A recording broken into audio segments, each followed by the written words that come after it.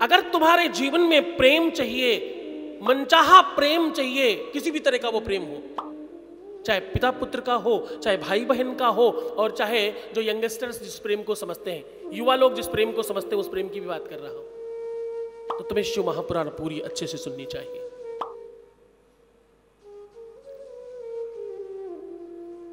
इनकी माता जी शिव भक्त थी, खूब भगवान शंकर की पूजा करती। जहां भी कोई भी कंकड़ मिलता उसमें स्वरूप शिव का दिखने लगता और उसे उठाकर लाती और उसका पूजन करती। घर में खूब सारे शंकर इकट्ठे करके रखे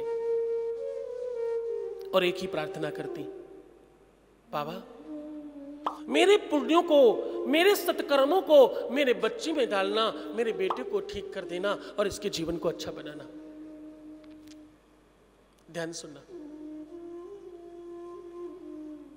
हर माँ बाप अपने बच्चों को जानता है, बच्चे कितने ही छुपा ले, लेकिन माँ बाप को यह बात पता होती कि मेरा बच्चा कहां पर गलत है, किस जगह उसने गलती करी है, माँ बाप को मालूम होता है। मां समझती है सब कुछ। एक बड़ी अच्छी बात है, इन पंडित जी का नाम है देवराज। देवराज में एक बड़ी अच्छी बात है कि ये मां से झूठ नहीं बोलते। बेटा आज कहां से आ रहे हो, आज क्या किया तुमने? मां मत पूछो, आज मैंने कुछ गलत काम किया है। कैसे नहीं पूछूं बेटे, तुम तो रोज गलत काम करते हो, कभी कदार करते तो नहीं पूछती। मेरा आशीष है, मैं देवादिदेव महादेव से प्रार्थना करती हूं कि भाई तुम्हारे जीवन में ये बुराइयां समाप्त करे और तुम्हें अच्छा बनाए। रोज वो बुढ़िया मां प्रार्थना करती, जल चढ़ाती, पूजा करती और अपने लिए कुछ नहीं मांगती। किसके लिए मांगती? अपने बच्चे के लिए मांगती। हमारे भारतवर्ष का दर्शन है ये। हाँ, ध्यान से सुनना, ये सिर्फ और सिर्फ भारतवर्ष में देखने को मिल सकता है, पूरी दुनिया में नहीं है ऐसा। यूरोप में 18 साल का बच्चा हो जाए तो ना बच्चा माँ बाप के साथ रहना चाहता है और ना तो माँ बाप बच्चे को रखना चाहते हैं अपने साथ। वहां का कानून है, अलग ही कर लेते हैं, अलग रहने लगते हैं। हमारे भारतवर्ष में है, बेटा बूढ़ा भी हो जाए तो भी माँ बाप के लिए बच्चा ही है, तो भी उसे पालन करना चाहते हैं। पेंशन आ रही होगी तो थोड़ी बहुत निकाल के उसको देना ही चाहते हैं। हाँ? उसको पालना चाहते हैं, कुछ न कुछ देना चाहते हैं। ये भारतवर्ष की संस्कृति है। यहां माएं अपने लिए नहीं मांगती, बेटियां अपने लिए नहीं मांगती, या तो अपने भाई के लिए, पापा के लिए, पति के लिए, और या तो बच्चों के लिए। इसके अलावा कोई दूसरा स्थान नहीं है, खुद के लिए नहीं चाहिए। खूब बढ़िया पकवान बनाती हैं, आग के सामने घंटों खड़ी रहती है, खूब मेहनत करती है, और बनाती किसके लिए? अपने बच्चों के लिए, अपने पति के लिए, अपने अपने अपने भाई के लिए, अपनों के लिए बना बना के खूब सुंदर सा पकवान खिलाती। ये संस्कृति है हमारे भारतवर्ष की।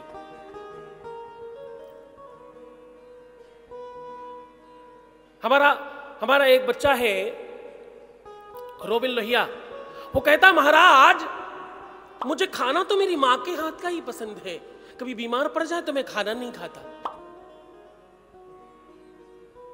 ये हमारे यहाँ की संस्कृति है, ये हमारे यहाँ की परंपरा है, ये हमारे यहाँ की व्यवस्था है। हमारे यहाँ माएं अपने लिए नहीं, अपने बच्चों के लिए मांगती हैं। और एक बात कहूं, आपने कभी सुना अमेरिका माता? नहीं। चाइना माता? नहीं। अरे जापान माता सुना होगा? नहीं। सच बताना, तुमने भारत माता सुना है? हमारे भारतवर्ष की संस्कृति है कि हमारे यहाँ का कि इस धरती को भी हम धरती माँ कहते हैं और अपने देश को भारत माँ कहते हैं, क्योंकि हमारे यहाँ माँ से बढ़कर कुछ नहीं है। इस धरा में यारों कोई माँ से बढ़कर है नहीं। लाख आई मुसीबत माँ मगर रोई नहीं। माँ ने मर्दों को बनाया, क्या निराली शान है। जो कदर माँ की न जाने वो नहीं इंसान है। तो बुढ़िया माँ अपने बच्चों के लिए मांगती है, अपने बेटे के लिए रोज कहती बाबा कृपा करना है इस पर, कुछ ऐसा करना महादेव कि इसके जीवन में श्रेष्ठता आ जाए और इसे मोक्ष मिले। ये बहुत पापी है, बड़ा बड़ा गलत काम करता। देवराज दूसरों का धन हड़प लेते, दूसरों की चीजें, दूसरों की संपत्ति, दूसरों का धन, दूसरों की कोई भी चीज छीन कर रखने में देवराज को बड़ा मजा आता। झूठ बोलना और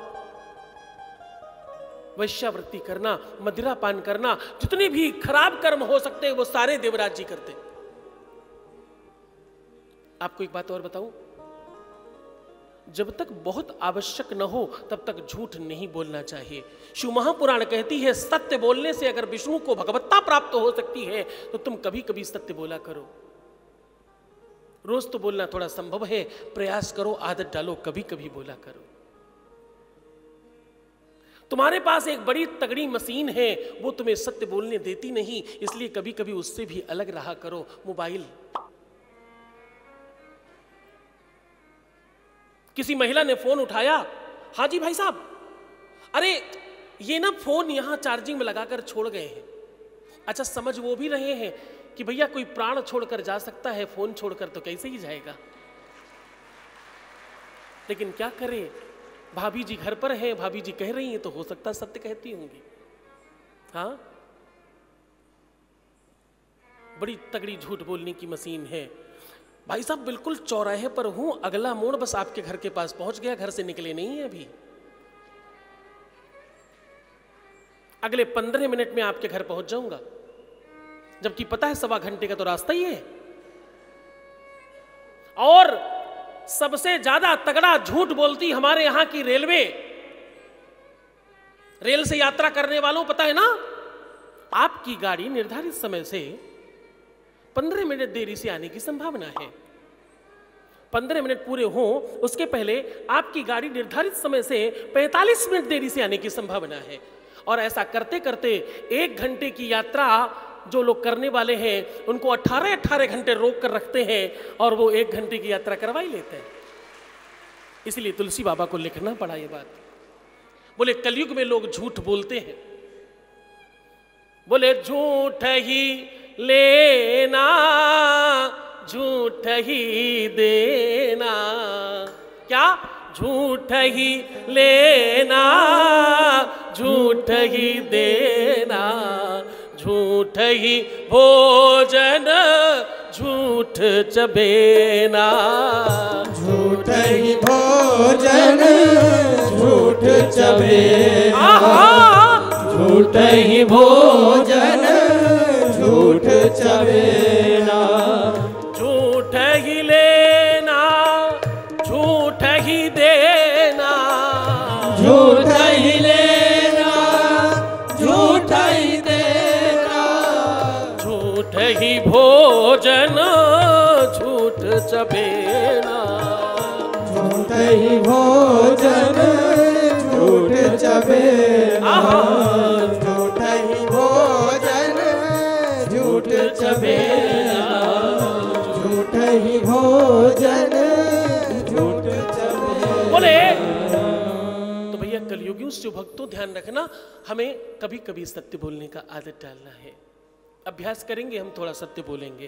क्यों? क्योंकि हमने शिव महापुराण में आज सुना है कि सत्य बोलने से विष्णु को भगवत्ता प्राप्त होती है, तो हमें भी प्राप्त होगी। एकादशी व्रत करने वालों कम से कम एकादशी को तो झूठ नहीं बोलना, विष्णु का दिवस है ना। प्रदोष पूजन करने वालों प्रदोष वाले दिन झूठ नहीं बोलना। गुरुवार व्रत करने वालों गुरुवार के दिन झूठ नहीं बोलना। सोमवार का पूजन करने वालों सोमवार के दिन झूठ नहीं बोलना। कम से कम यहां से प्रारंभ करो, इस जगह से शुरू करेंगे तो धीरे धीरे धीरे धीरे बढ़ जाएगा।